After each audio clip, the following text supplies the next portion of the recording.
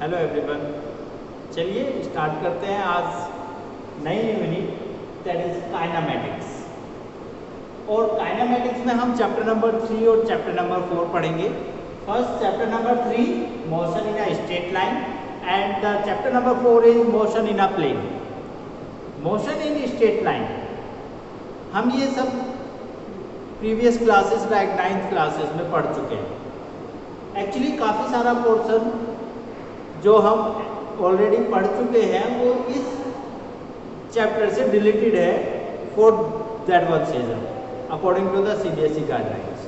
But according to the CBSE guideline हमें ये सब चीज़ें आपको अभी भी पढ़ानी है। आपको कंपटीशन लेवल में ये सब डिलीटेड नहीं है, बस ये अभी आपका बोर्ड्स एग्जाम के लिए डिलीट किया गया है। ठीक है, तो सबसे पहले बात करते हैं kinematics. What is a kinematics?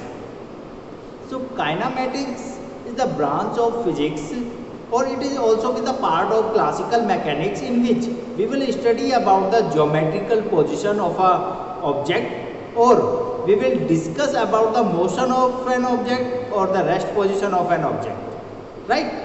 And the motion and the position of an object we will be consider for a point object, or we will consider for the system of points, a system of bodies. Clear? Now in this unit we will not consider about the causing of force कि किस वजह से object move कर रहे हैं। That was no, we all know that कि कौन सा ऐसा रीजन है जिसकी वजह से ऑब्जेक्ट्स मूव करते हैं, that was the force। तो वो हम नेक्स्ट यूनिट यानी कि डायनामिक्स में पढ़ेंगे।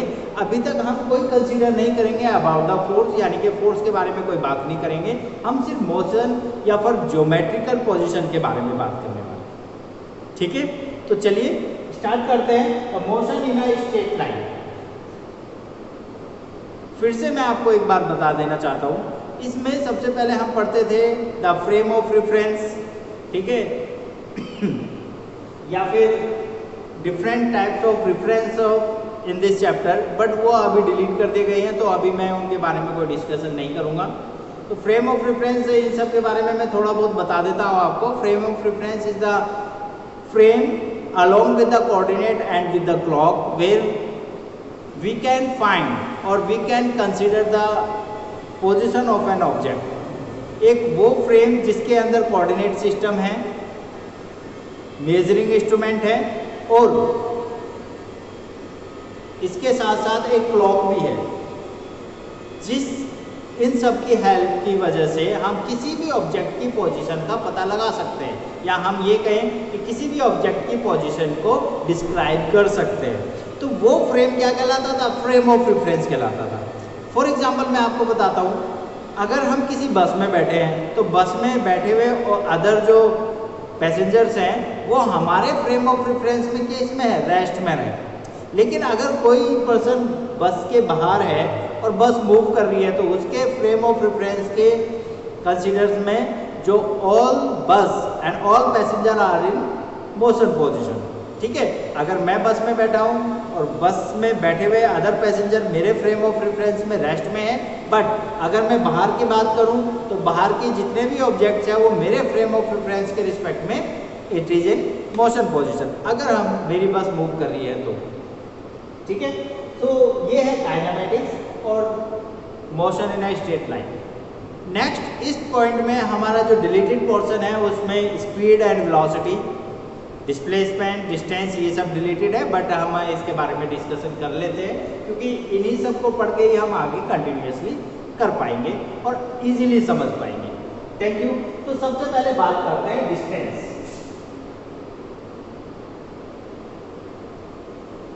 So what is the distance? We already learned about the distances. The total covered path or the total moving path of by and moving object is called distance, right? So you can write the definition if you want to write it in your pen notebook, तो आप लिख सकते हैं। तो distance किसे कहते हैं? The total covered path by an object is called distance, right? और फिर बात करते हैं हम displacement. What is the displacement? The displacement is the straight line distance, or we can say that the shortest distance between the initial point to the final point of an moving object. Right? अगर कोई object यहाँ से move करना start होता है और वो continuously A point से B, B to C, C to D and D to E point तक वापस आता है, ठीक है, along with this path. So जो डिस्टेंस होगी, डिस्टेंस कैसे डिस्क्राइब करेंगे? जो डिस्टेंस होगी that was A B plus B C plus C D plus D E, that means total covered path, जितना भी वो मूव करा उस सबको क्या कहेंगे? That is called distance, right? But if we consider about the displacement, the shortest path, और shortest path that is means initial point और फाइनल पॉइंट की स्ट्रेट लाइन डिस्टेंस क्या कहलाएगी? That is called displacement, right? तो displacement है that was A B. Clear? इन सब के बारे में हम पहले छोटी क्लासेस में पढ़ चुके हैं। अब यहाँ पर 3-4 टॉपिक्स निकल के आते हैं। What is the SI unit and what is the quantity of distance या डिस्प्लेसमेंट है, and what is the motion. First of all, ninth class में हमने सबसे पहले मोशन चैप्टर पढ़ा था और उसमें हम मोशन को डिस्क्राइब करते थे। So what is a motion? Motion किसे कहते हैं? तो हम पहले उन चीजों को नोट कर लेते हैं। Motion and unit and measurement, हम इन सब के बारे में पहले बात कर चुके हैं। स्केलर क्वांटिटी और vector quantity.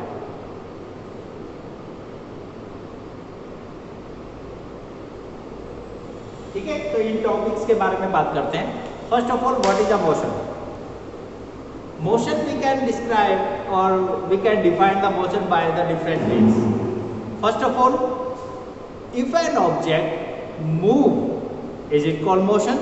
But in science language we can define it in other ways. If an object change their position with time, अगर कोई ऑब्जेक्ट टाइम के साथ साथ अपनी पोजीशन चेंज करता है तो ऑब्जेक्ट किस में कहलाएगा? It is in motion position, right? Opposite to the motion, if an object does not change their position with time, that it is called in rest position. Clear? Again in the other way we can define it, अगर कोई object किसी stationary point that is mean जो अपनी position change नहीं करता, अगर कोई object किसी स्टेशनरी पॉइंट से या स्टेशनरी ऑब्जेक्ट से अपनी पोजीशन कंटिन्यूअसली चेंज कर रहा है, तब भी हम ऑब्जेक्ट को क्या कहेंगे? It is in motion position. अगर हमारे फ्रेम ऑफ रेफरेंस में क्लॉक नहीं है तो तब हम कैसे डिफाइन करेंगे? We will define the motion position by the reference of an stationary object. ठीक है, फॉर एग्जाम्पल जैसे अगर कोई ट्री है जो अपने पॉइंट पे फिक्स है, ठीक है, और अगर कोई अदर कार कंटिन्यूअसली इससे अपनी पोजीशन चेंज कर रही है, अभी ये यहाँ पर है कुछ मीटर दूर, अभी अगेन ये 5 मीटर दूर डिस्टेंस पर मूव करेगी, तो हम ये कह सकते हैं that object that means that was car is in motion position, right? तो that was the rest and motion position. Other with surroundings we can say that अगर कोई ऑब्जेक्ट सराउंडिंग्स के साथ अपनी पोजीशन चेंज करता है with respect to the surrounding, change their position, that it is also called in motion position. For example, when we sitting in a train, suddenly आपको लगता है कि आप बगल में एक ट्रेन दूसरी खड़ी है और आपकी ट्रेन है, और आपको सडनली ऐसा लगता है कि बगल वाली ट्रेन चल रही है। आपको मोशन का एहसास नहीं होता, बट आपको एक फील होता है कि बगल वाली ट्रेन पीछे की तरफ या आगे की तरफ मूव कर रही है, इस दैट मीन्स उनकी ट्रेन चलिए हमारी नहीं।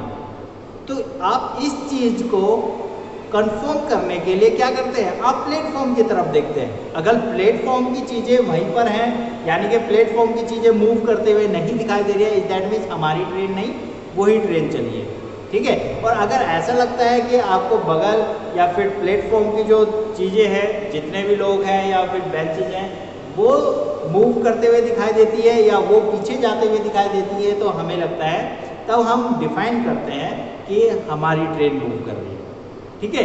तो there is the 3 definition of motion. If an object change their position with time, if an object change their position with a stationary object, and if a object change their position with surroundings, then the object is in called in motion position. Clear? So that was the about the motion. Now physical quantities क्या होती है हम last chapter में पढ़ चुके हैं, but what is a physical quantities type? They have 2 types of physical quantity, scalar and vector quantity. Actually in a simple word, अगर हम बात करें तो फिजिक्स को या फिजिकल क्वांटिटीज़ को डिस्क्राइब करने के लिए हमें तीनों चीज़ों की ज़रूरत पड़ती है। एक तो है magnitude, second one is unit, and that was third one and most important its direction. For example, अगर आप किसी शॉपकीपर से कुछ मांगते हैं, जैसे सपोज कीजिए आपने 2 किलो चीनी ली, तो उसके लिए क्या कहोगे, आप उन्हें डिस्क्राइब करोगे अंकल या कुछ भी कह के कि हम क्या चाहिए, उनको बोलोगे 2 kg sugar. It that means 2 is the numerical value and it is called magnitude. Second one is kg, is the SI unit of mass और weight, that is kg, it is unit, and चीनी यानी कि हम उसको एक direction दे रहे हैं। तो ये तीनों चीज़ें हैं जिससे हम किसी फिजिकल क्वांटिटी को डिस्क्राइब कर सकते हैं। इन तीनों में से अगर कोई एक भी हटा दिया जाए, 2 चीनी या kg चीनी या कुछ भी अगर हम बात करें, तो उस कंडीशन में हम उस फिजिकल क्वांटिटी को डिस्क्राइब नहीं कर सकते। तो तीनों चीज़ें जरूरी हैं। तो स्केलर और वेक्टर क्वांटिटीज को हम इसी तरह से डिफाइन कर सकते हैं। Scalar quantities those quantities which have magnitude as well as direction also. Unit तो सभी की होगी या कुछ यूनिट लेस भी होगी, ठीक है। वो क्वांटिटीज जिनमें मैग्नीट्यूड और direction, those quantities which have magnitude and direction are called vector quantity, but those quantities which have magnitude but no direction are called scalar quantity, ठीक है। तो जिसमें मैग्नीट्यूड होता है, डायरेक्शन नहीं होती, मैग्नीट्यूड होता है बट डायरेक्शन नहीं होती, that is called scalar quantity. और जिसमें मैग्नीट्यूड और डायरेक्शन दोनों होती है, उन्हें क्या कहते हैं, that is called vector quantity. Similarly, जैसे distance is a scalar and the displacement is a vector quantity, right. In this case हम किसी फिजिकल क्वांटिटी को स्केलर या वेक्टर में कैसे चेंज करेंगे, ये हम नेक्स्ट चैप्टर वेक्टर में भी पढ़ेंगे और डिस्क्राइब करेंगे about the vector quantities. Clear? So that was the description about the distance and displacement. Displacement में एक डायरेक्शन होती है, that is from initial to final. और अगर हमें इस डायरेक्शन को चेंज करना है तो हमें इसका एक डायरेक्शन साइन चेंज हम फिजिक्स में यूज करते हैं, पॉजिटिव टू नेगेटिव, राइट। तो पॉजिटिव से नेगेटिव या नेगेटिव से पॉजिटिव में हम उसे चेंज कर सकते हैं, राइट। तो अब बात करते हैं class next point, that is speed.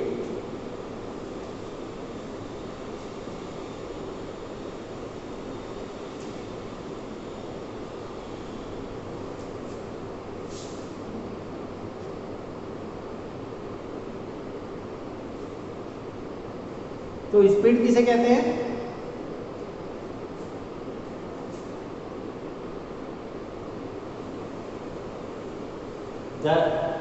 The rate of change of distance is called speed. कोई ऑब्जेक्ट कितना डिस्टेंस कितने टाइम में कवर कर रहा है वो उसकी स्पीड कहलाती है। नोट कीजिएगा, डिस्टेंस, नॉट अ डिस्प्लेसमेंट। तो distance, speed, that is means rate of change of distance is called speed. तो speed is equal to distance upon time, right. Speed को एस से डिनोट करते हैं, S is equal to distance, distance को D से denote कर लीजिए, that is D upon T. तो इसकी एसआई यूनिट क्या होगी, एसआई यूनिट होगी distance upon time, that means metre per second, और it is a scalar quantity also.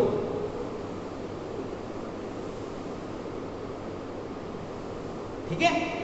अब स्पीड भी काफी टाइप्स की होती है, uniform speed, non uniform speed, right. Same as motion, जैसे मोशन के टाइप्स होते थे, हम ऑलरेडी पढ़ चुके हैं उनके बारे में, ऐसी स्पीड के भी टाइप्स होंगे, ठीक है, वो हम बाद में बात करेंगे। लेकिन इसके साथ साथ एक मोस्ट इंपॉर्टेंट टॉपिक आता है, that is velocity. Velocity is the vector form of speed, speed की ही ये एक वेक्टर फॉर्म है, और यहाँ पर हम एक डायरेक्शन देते हुए वेलोसिटी को डिस्क्राइब कर सकते हैं, सेम एज स्पीड, कि the displacement change per unit time, और we can say that the displacement, the rate of change of displacement of an object is called its velocity. That means velocity is equal to, that is displacement upon time. Velocity is denoted by v is equal to displacement d upon t, और इसकी जो SI unit होगी that is also the metre per second, क्योंकि हम displacement को भी metre में ही major करेंगे, ठीक है। और it is a vector quantity, क्योंकि इसमें डायरेक्शन होती है, ठीक है। तो that was the speed and velocity.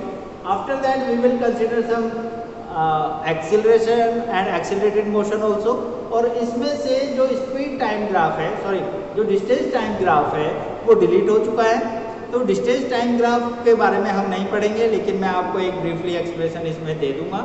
और बाकी इसके बाद स्पीड्स में भी काफ़ी टाइप्स होते हैं, वेलोसिटी के भी सेम टाइप्स होते हैं, इंस्टेंटेनियस स्पीड और इंस्टेंटेनियस वेलोसिटी, ये हम इसमें पढ़ने वाले हैं।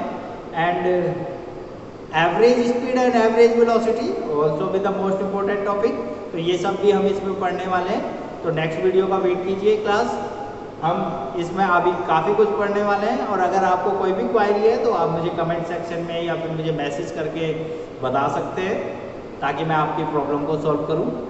And for more update and more videos please like and subscribe my channel. Thank you everyone.